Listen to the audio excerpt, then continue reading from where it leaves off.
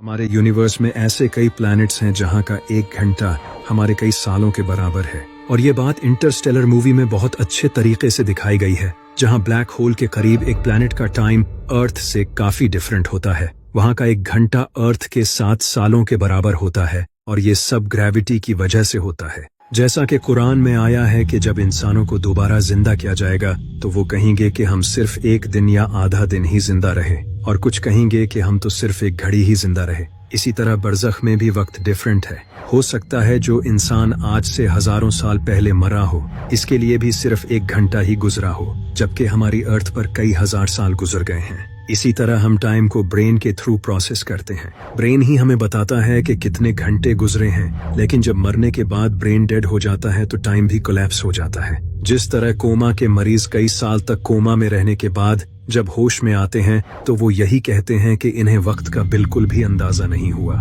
इसी तरह हमें ख्वाबों में कई सालों के मंजर चंद सेकंड्स में कंप्रेस होकर दिखाई देते हैं, क्योंकि हदीस में आया है कि जब एक नेक इंसान की कब्र को जन्नत के बागों में से एक बाग बना दिया जाता है तो इसके बाद इसे एक गहरी नींद में डाल दिया जाता है, बिल्कुल कोमा की तरह, और इसी वजह से इसे टाइम का एहसास नहीं होता।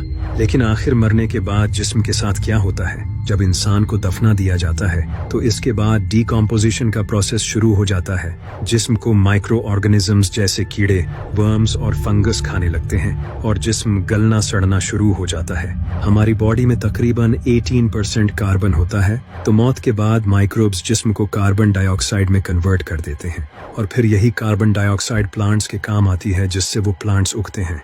इसी वजह से कब्रिस्तान में प्लांट्स काफी जल्दी बढ़ते हैं। इसका रीजन यही होता है। उन्हीं प्लांट्स को फिर जानवर खा लेते हैं, और वो जिस्म जो एक टाइम पर इस दुनिया में चलता फिरता था, जिसे अपने आप पर गुरूर था, वो इसी जमीन में ही खो जाता है और इसका कोई निशान तक बाकी नहीं रहता। और ये तकरीबन हर इंसान के साथ होता है, सिवाय नबियों के या फिर अल्लाह के कुछ खास वलियों के। लेकिन आखिर क्यों कुछ लोगों का जिस्म कई सालों तक यूं ही सलामत रहता है, जैसे उन्हें आज ही दफनाया गया हो? असल में ये अल्लाह की तरफ से होता है, लेकिन साइंस के पास भी इसके कुछ रीजंस हैं।